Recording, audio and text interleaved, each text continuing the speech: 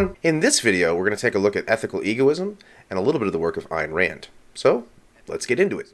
Ethical egoism is the ethical theory that every person ought to do what is in their own best rational self-interest. Now that's not the same thing as egotism, which is the disposition of a person who's arrogant, boastful, self-centered, all I care about is me. It's not that exactly. It's that I should only do, and everyone should only do, what is in their best rational self-interest. So some of the key claims of ethical egoism end up being individual happiness is the greatest moral good. People achieve their happiness by pursuing their rational self-interests, and people ought to pursue their rational self-interests.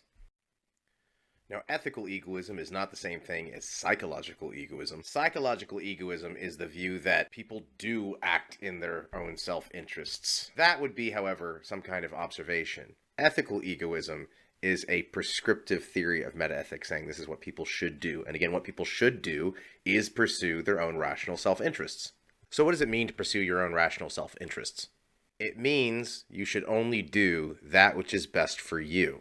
Rationally. Now, that's not the same thing as some sort of naive hedonism. I'm going to do whatever I like doing. You might want to do something that actually would not be in your rational self-interest. There might be something out there that you want to do, that you have the inclination to do, but it would not be the right thing for you to do because it would be against your rational self-interest. But, according to this view, everyone ought to pursue their own rational self-interest.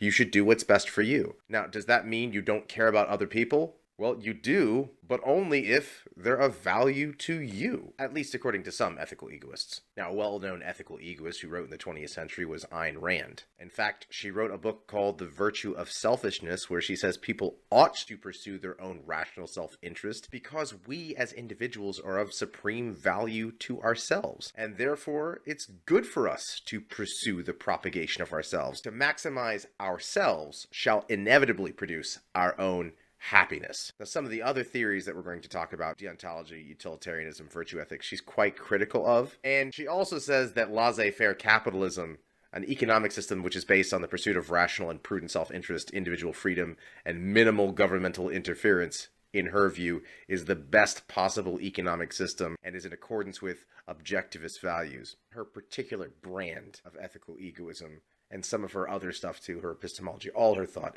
is referred to as objectivism. Consider what she says here out of her Virtue of Selfishness. Metaphysically, life is the only phenomenon that is an end in itself, a value gained and kept by a constant process of action.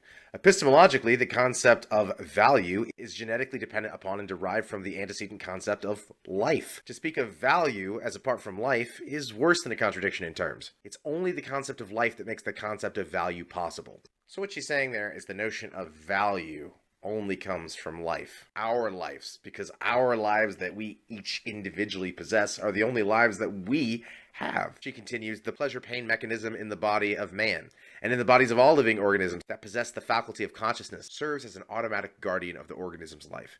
The physical sensation of pleasure is a signal indicating that the organism is pursuing the right course of action. The physical sensation of pain is a warning signal of danger, indicating that the organism is pursuing the wrong course of action, that something is impairing the proper function of the body, which requires action to correct it.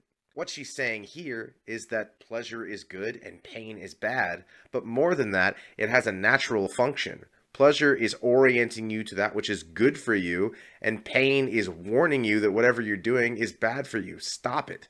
So consider this practically. Should I go to college? Is that in my rational self-interest? If your rational self-interest is to do something to enable you to get a career that's beneficial to you, do it. If you're doing it to please somebody else, it's not necessarily in your rational self-interest. Also, part of the cost of incurring debt and taking on student loans might make pursuing a college career not in your rational self-interest. If the debt ends up being too severe, such that you might be making a decent salary when you get out of college, but your student loan payments are so oppressive that it doesn't really matter. If that were the case, pursuing college then would be against your rational self-interest.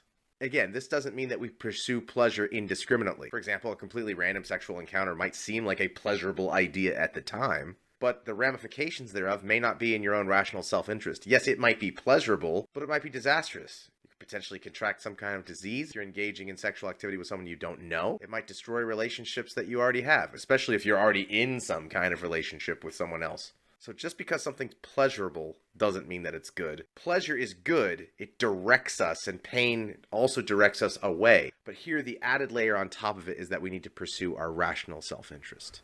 So that concludes our talk on ethical egoism here. In the next video, we'll start taking a look at utilitarianism.